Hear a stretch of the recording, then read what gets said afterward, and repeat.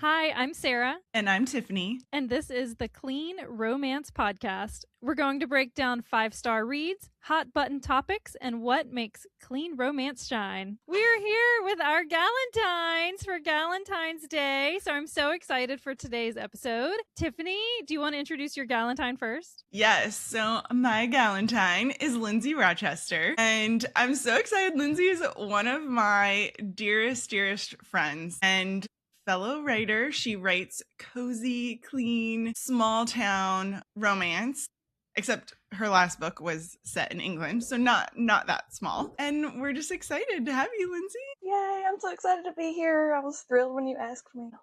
And my Galentine is Susan Friedland. Susan and I are bookish buddies. We have been in this writing journey together for about 5 years now, I think. We talk multiple times a week about the fun things of writing and the hard things of writing and basically just life. And Susan writes a memoir.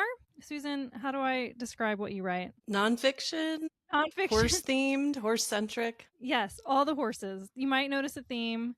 So we share a love of thoroughbreds, and so we're always talking about our thoroughbreds and talking to each other while we drive to the barn. So thank you, Susan, for joining us on our Galentine's episode. Thank you for having me. We are super excited. We have lots of fun things planned for today, but one of the things that we have planned is a game. I'm going to call it the book blurb game. Now, if you're a non-writer listening to this, you don't know that authors hate writing book blurbs. It's the worst part of the process. But we are going to have fun with this one because we have picked out genres for our Galentine, a different genre than what they write, to write a book blurb.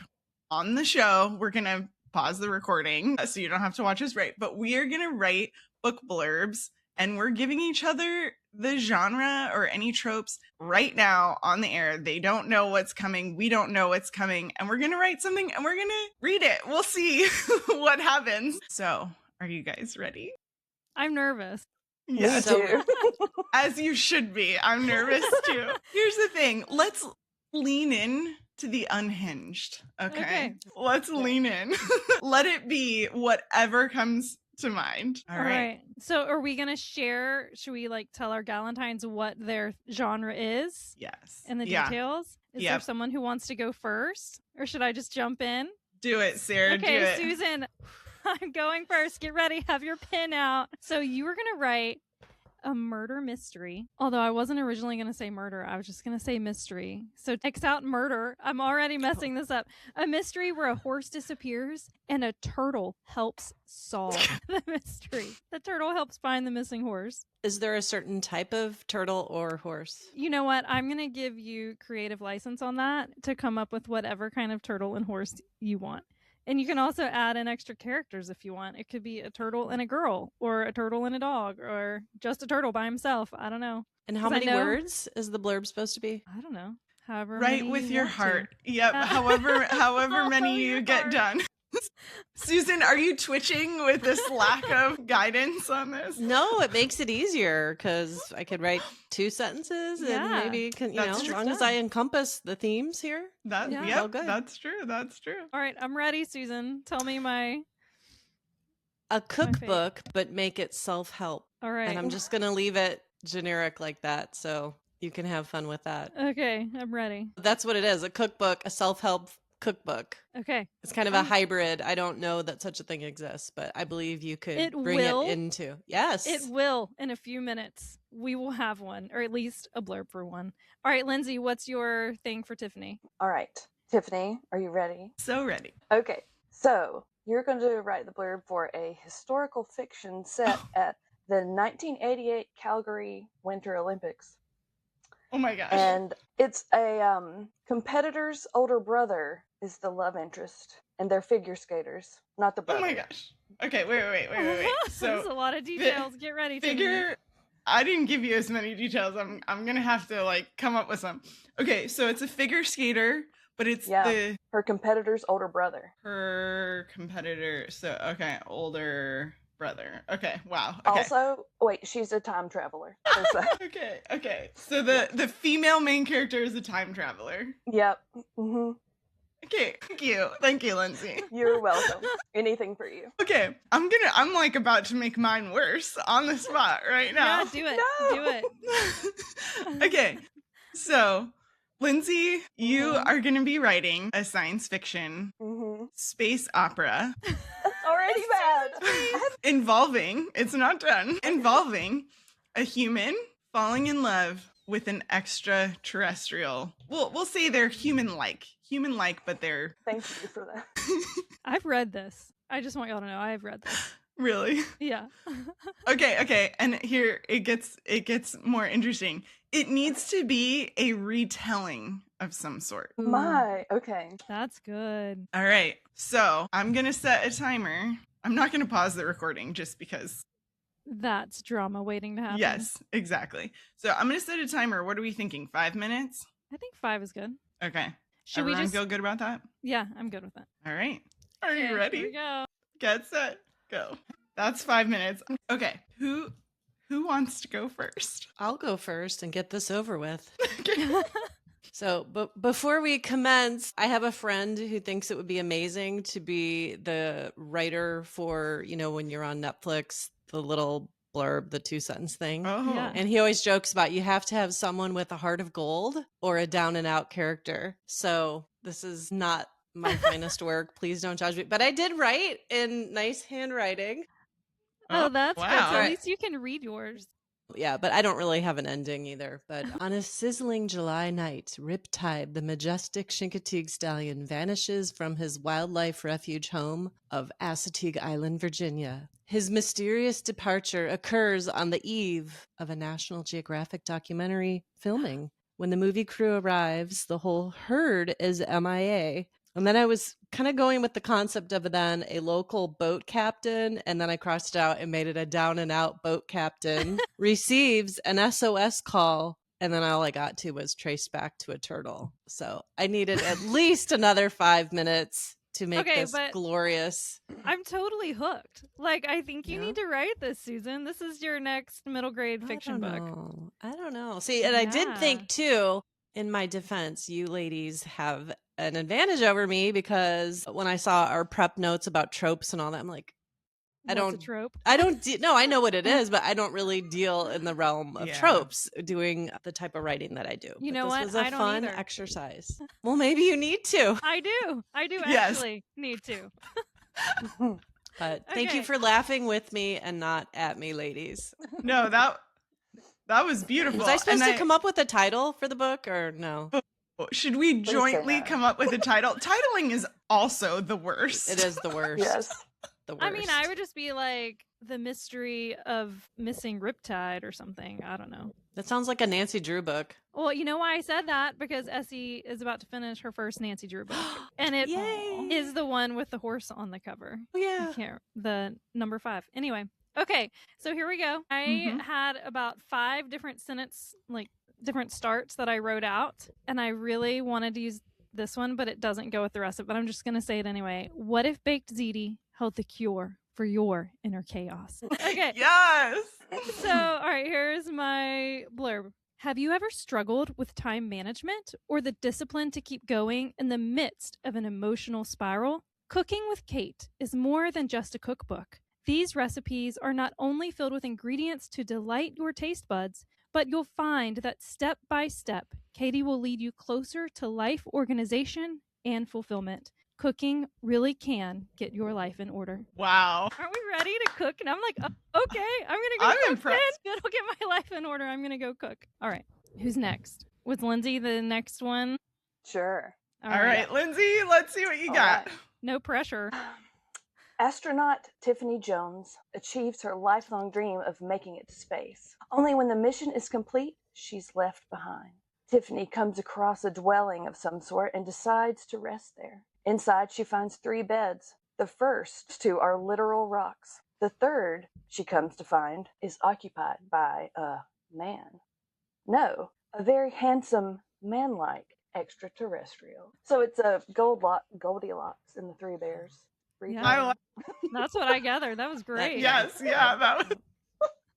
I'm impressed. I'm impressed. I like a dwelling of some sort. I mean, where do they live? I don't know. I don't know. We got 5 minutes here. We're not defining dwellings. What are we titling this? Tiffany and the 3 aliens. No, that's not a clean romance. Oh man. Okay. All right, your turn, Tiffany. All right. So I have half of it on my phone because I was trying to transfer it, and then half of it on my paper because I can't even read my handwriting. Okay. Figure skater Felicity Cupertino has one goal: compete in the Olympics. Except in 2092, when she lives, figure skating is no longer an Olympic sport. So she does what any determined athlete would do. She borrows her scientist father's time-traveling device to go back in time to the 90s, where she qualified for the 1988 Winter Olympics at Calgary. That is quite the run-on sentence. The only problem standing in her way, Michael Galveston, her arch nemesis older brother. They don't make guys from 2092. They do it. How do you even say it? Okay, they don't make them like they did in 1980. I'm so sorry.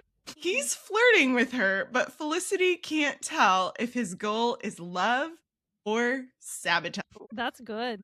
Wait, I'm a little confused. Is her brother? It's her arch. No. I thought you said brother. I heard arch nemesis, and then where did I come up with the concept of brother? Because I was getting It's freaked her out. arch nemesis older brother. Oh, okay. Thank you for clarifying. Yeah. It was like, this is the clean romance podcast. Yeah, I was a This little is not confused for a lining few up. minutes. Yeah, okay. All right. I think that was great. If we were to crown a winner, I feel like Tiffany won it. That was hilarious. That was hilarious. But very impressive, everybody. That was great. That exceeded my expectations, you guys. All right. Tiffany, you have the outline. Okay, yeah, I do. Let me read it. Okay. We're going to get into the meat of this episode now that we have laughed so hard that I've cried. See, I cried. Sarah, this is what needs to happen for me to cry. Make you laugh more. Yes, exactly. There we go. The key to my tears. Okay, so I just wanted us to take a minute. This is going to be like a warm, fuzzy, feel-good episode. Let's take a minute and share briefly about how you became friends with your Galentine and just something that you appreciate about your friendship with them. So one thing about me and Tiffany, we forget things. So if I'm wrong, let me know. That But is I'm pretty accurate. sure this is how we ended up connecting. Tiffany posted a video about about being an author and having chronic illness. And I sent her a message and said, hey, me too. And we just kind of kept going from there and finding these lots of commonalities. We both homeschool our kids. We are Christians. I feel like there's all these little things that we're always like twins. Yeah, definitely. Yeah, so it's just built and become one of the best things in my life, and just so grateful for this relationship. And Yeah, It was really me sweet. too. So Lindsay and I are both part of Rachel from Closer Romance, her Bookstagram Academy. So we were in the same group, and for me, what I remember about becoming friends with Lindsay is we did a promo together last January for trafficking awareness. And I know we had like connected before that, but that was like, I remember thinking like, okay, Lindsay's like my real friend, not just like, oh yeah, like I know her online, because I was in the middle of moving. I was running this promo.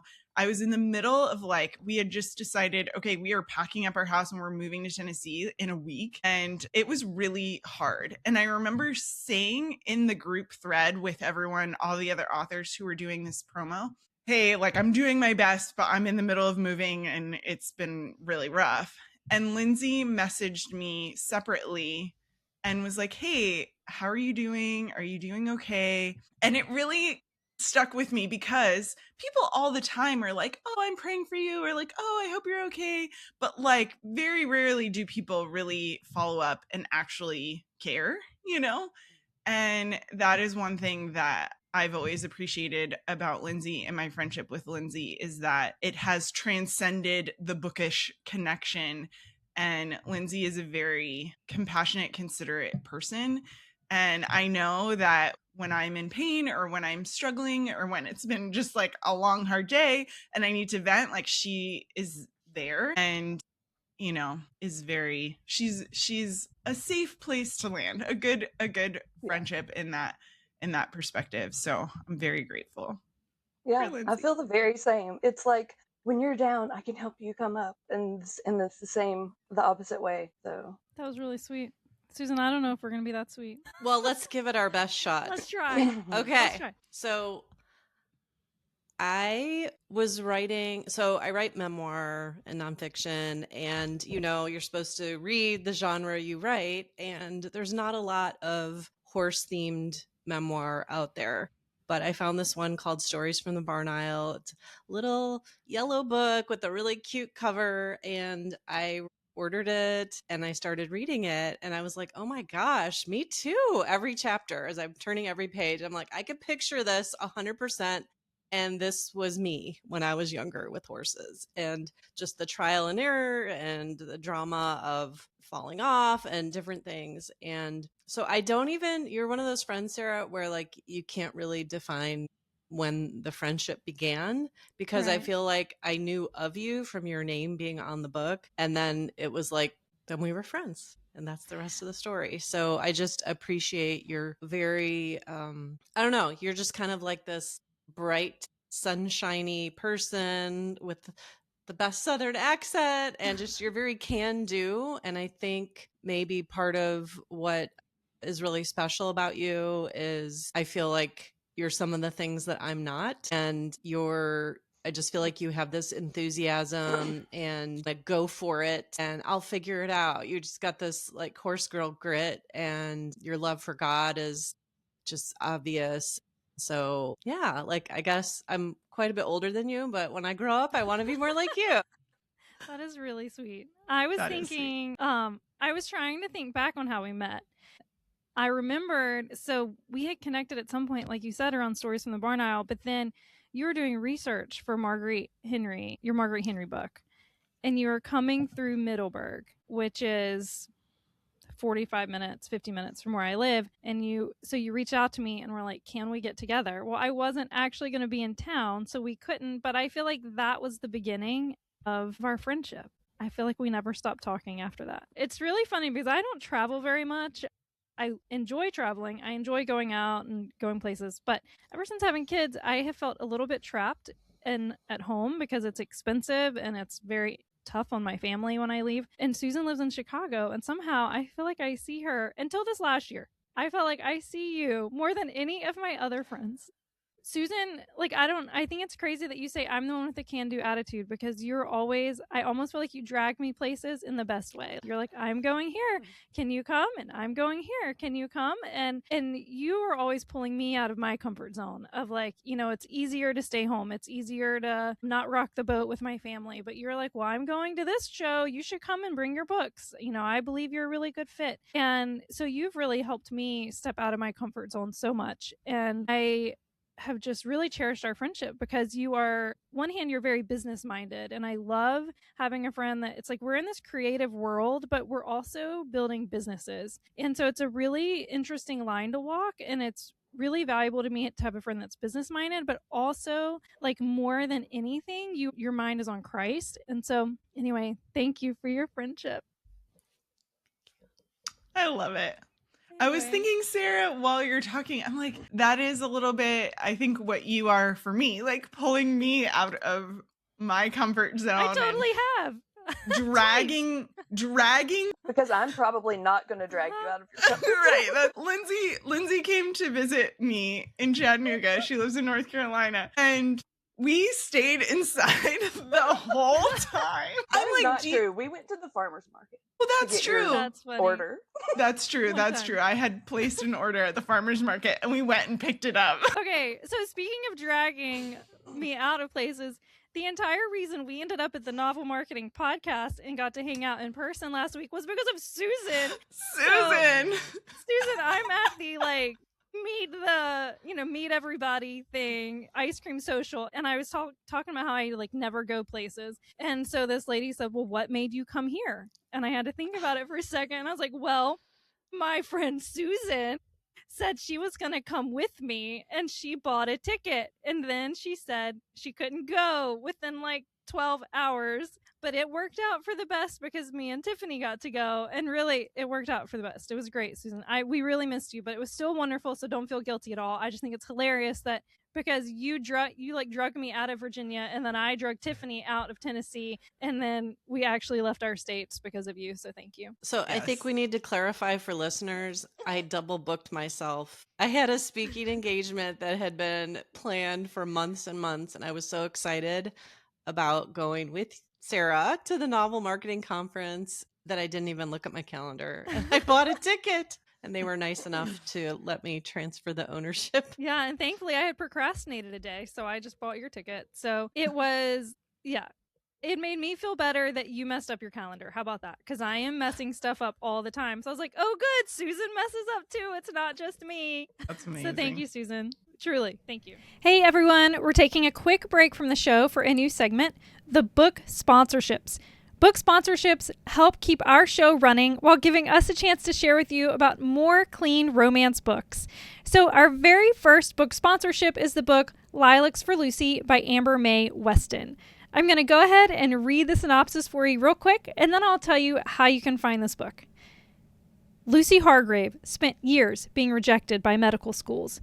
Her dream of becoming a doctor denied at every turn. Returning home in 1856 as a trained midwife, she expects a place where her skill will finally be valued and a chance to leave the past behind. But William Ashford, a newly minted doctor and the childhood friend who once laughed at her ambition, has returned too. When Farmer Jones's pregnant daughter falls ill, treatment becomes a competition. The whole town watches to see who will handle the case best. For Lucy, it's a chance to prove her skill and secure her place. For William, it's an opportunity to make amends. And perhaps win back the woman he never stopped thinking of. Old wounds, anonymous letters, and one perilous birth force them to choose. Will rivalry keep them apart, or can forgiveness take root? Like lilacs after a hard winter. This is a no-spice, Victorian, rivals to lovers novella of pride, trust, and second chances. Thank you so much, Amber Mae Weston, for being our very first book sponsor. Y'all can find this clean romance on Amazon. The link will also be in the show description and on our website, www.thecleanromancepodcast.com. Thanks again, Amber, and let's get back to the show.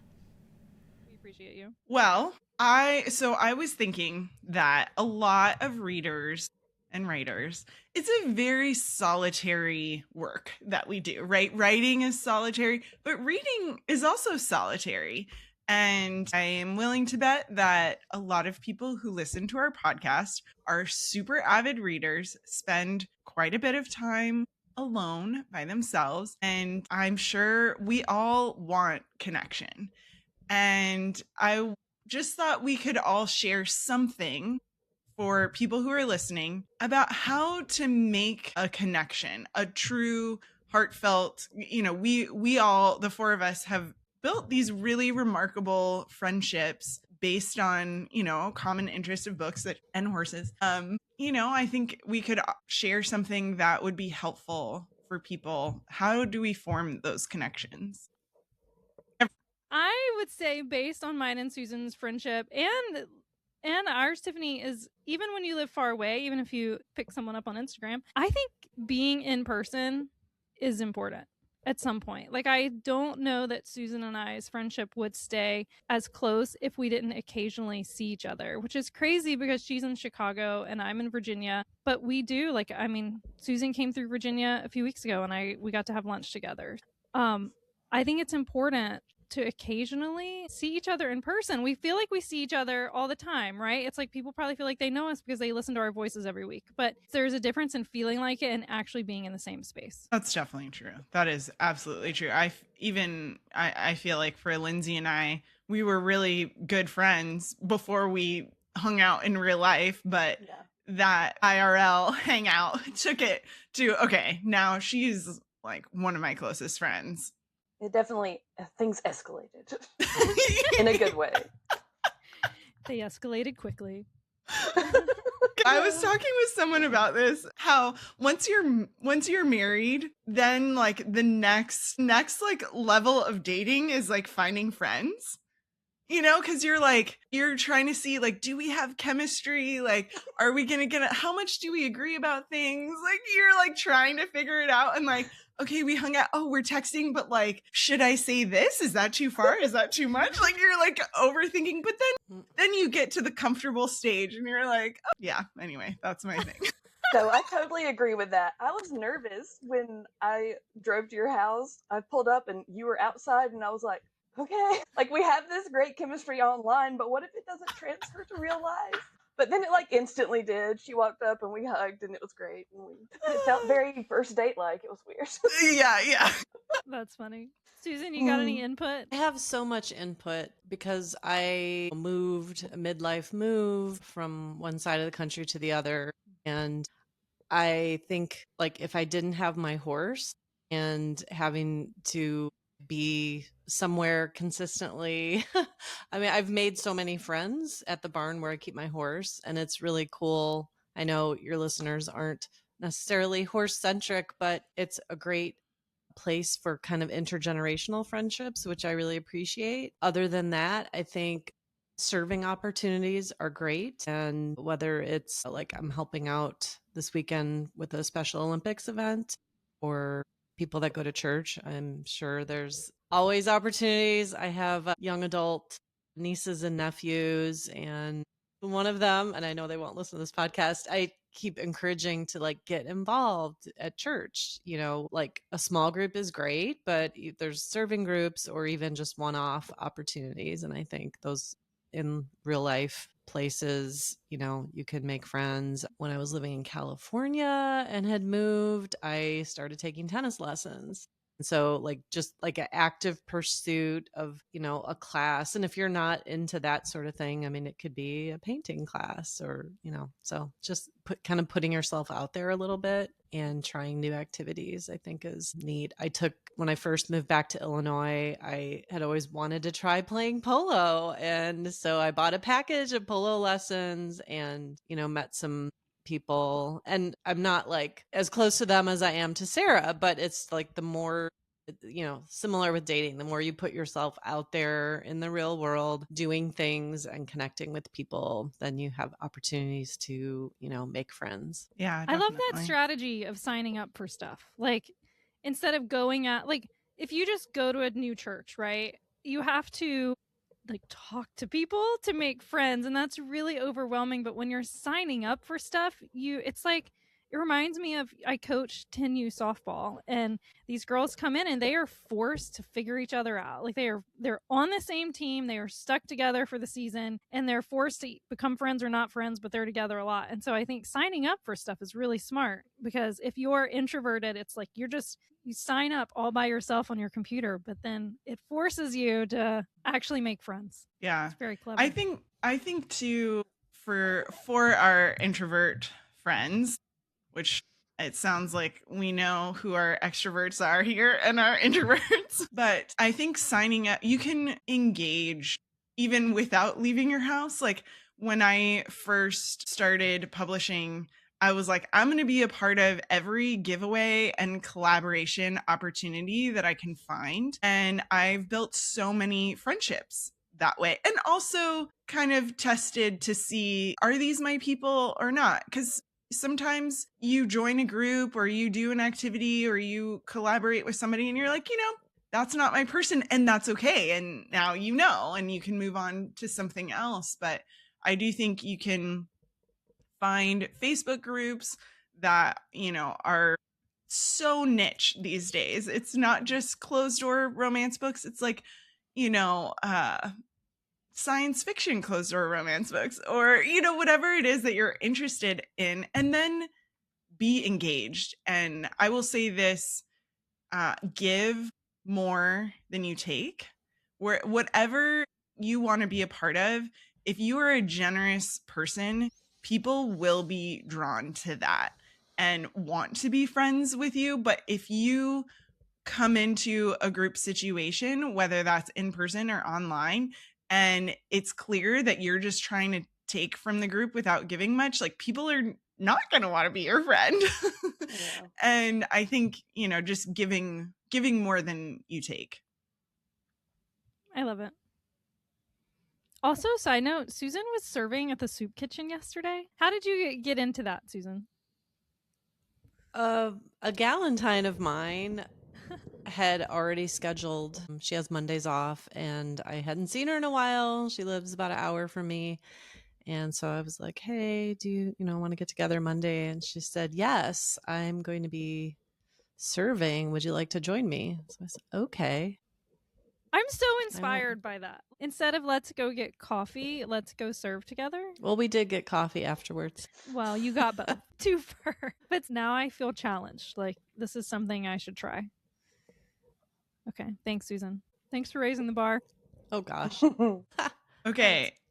I had a question and I don't know how to formulate it exactly, but like maybe we could talk a little bit about the benefits of having a bookish friend before we do our 5-star reads. Like, for example, with Lindsay and I, we've learned that we can collaborate together on things and it makes our lives so much easier. I don't know if you want to speak to that, Lindsay. Yeah, I mean, I don't think either one of us are like, yes, we love social media and making reels and, so it's nice to be able to say, okay, I know that Tiffany's got it today and I'm just going to have to accept it. Or even, if I'm making a reel and I'm like, I don't know what to put in this caption, just to have her to ask, because I know she's really good at captions. And for whatever reason, I struggle with those. Yeah, it's made our lives a lot easier. And I know that, go ahead, sir. Well, I was just going to say what I've noticed with me and Susan. So in my Mary Kay business, when like a famous Mary Kay quote is, if she has an idea and she has an idea, you both just have one idea. But if you share your ideas, now you each have 2 ideas. And I feel like that's something Susan and I are really good at, is we're both kind of constantly hustling and trying to figure out how to market our books and what's working. And anyway, so that's been, I think, a blessing for both of us. Yeah, I love that. Well, I had a verse that I wanted to read that I was thinking about, Sarah, while you were talking. It's Ecclesiastes 4, where it says, 2 are better than 1 because they have a good return for their labor. If either of them falls down, one can help the other up.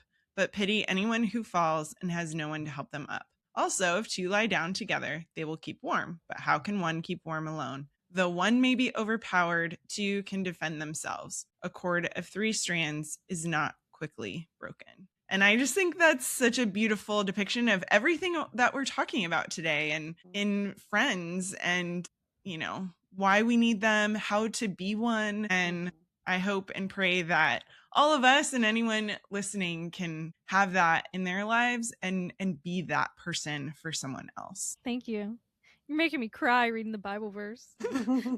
I'm like, squeeze my butt cheeks, don't cry. Have y'all ever heard that? It's a thing. If you squeeze the more you know, cheeks, you don't cry, or you don't cry as much. Yeah, when you feel the tears coming, just start squeezing your butt cheeks. Okay, so on that note, are we ready to share our 5-star reads? Yes. All right, someone else go first. I decided to change mine when you read the friendship verse. I'll go.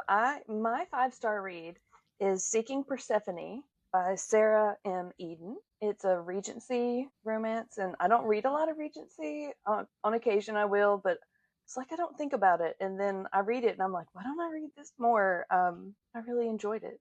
And did you see the movie? I know there is a movie, but... No, I don't think it's out for like wide audiences. I think it was Okay. like, for select people, and eventually it will be out for everyone, but I will want to see it. Yeah. Okay. Hey, that's a bookish event that you can meet your people at when Seeking That's Persephone true. comes out. That is true. Show up and put yourself out there. And probably Lindsay and I will go, and you can be friends with us. Yes, look for us there. Okay. All right, go ahead.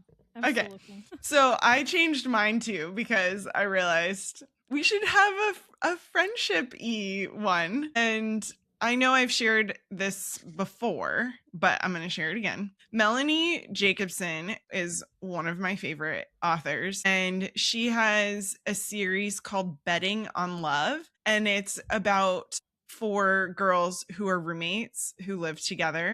And one of the roommates makes a bet with each of the other ones that she's going to help them to find the love of their life that year. And then she gets something from them in return, like the prized parking spot and like the really good mattress and stuff like that.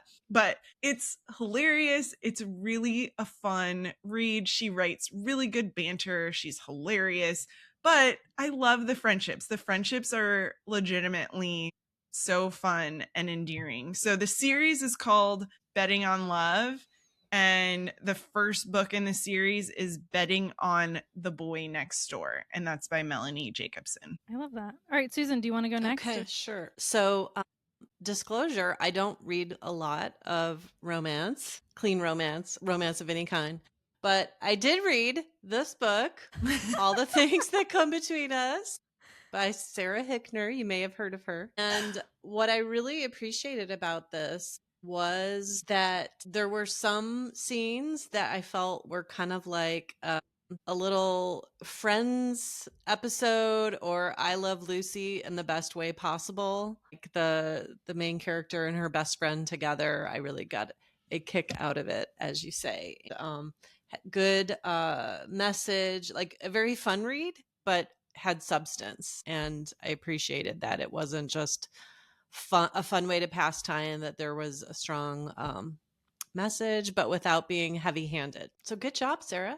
Thanks, Susan. And of course, I love that there was a horse in there, and I could resonate with that part. Okay, so my 5-star pick that I just made a last-minute change to is Strawberry Fields for Never by Kate Watson. And it was a super cute romance, but on the theme of friends, I loved that the main character, she was part of a marketing agency where everyone had Jane in their name, which I thought was really funny. And so it was like 4 best friends. And the friendships to me were just as important as the romance. It was really about these 4 girls like going out and overcoming their own obstacles and supporting each other and lifting each other up. So Strawberry Fields for Never by Kate Watson. And I listened to it on audio and it was pretty cute, but the guy narrator was not my favorite, just gonna be honest. I am from the South, and his Southern accent did not feel authentic. It was hard to understand. So I'm like, I realize there are a lot of different accents. Southern accent is not the same in every state. So I'm like, maybe this is a West Virginia accent.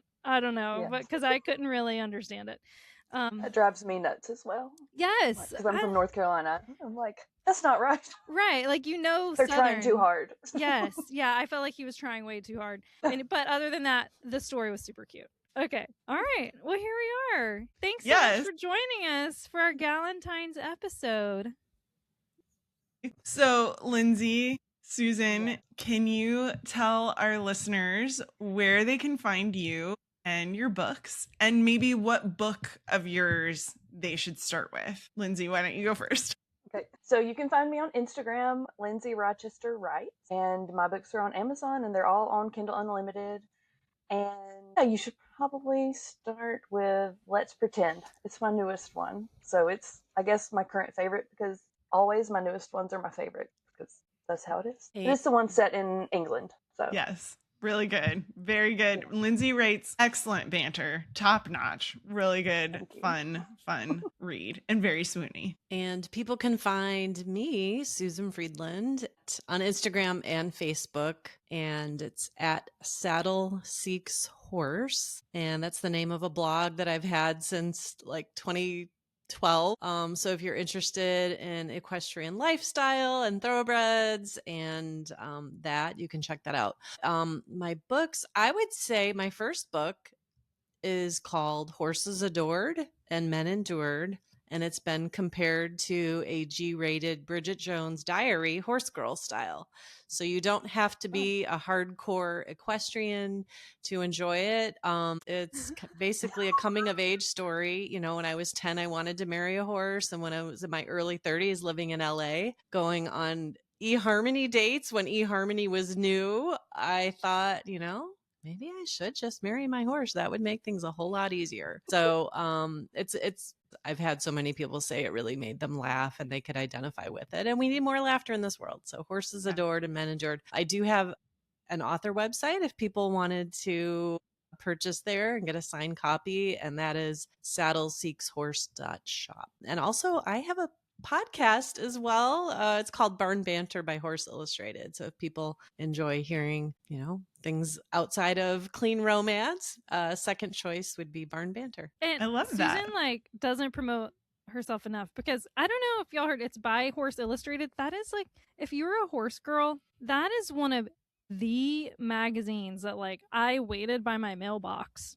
to get, and I still have some of their posters in my childhood bedroom because the middle of the magazine was always a horse poster. And so what a full circle arrival for her to be the host of their podcast. So cool, Susan. And Susan's books are so good. I know they're not our typical genre here, but I don't normally read biographical stuff or history stuff. And her one she didn't mention about Marguerite, Misty, and me was so good. Anyway, highly recommend. Well, thank you guys so much for joining us. This was a lot of fun, and I'm excited for people to listen. All right. Happy Galentines Day, everyone. Thank you. Happy Galentine's Day. So thank you for joining us on the Clean Romance Podcast, where clean romance lives happily ever after. Wherever you're listening, make sure you follow, make sure you subscribe so you don't miss a single episode. Until next time, happy reading. Happy reading.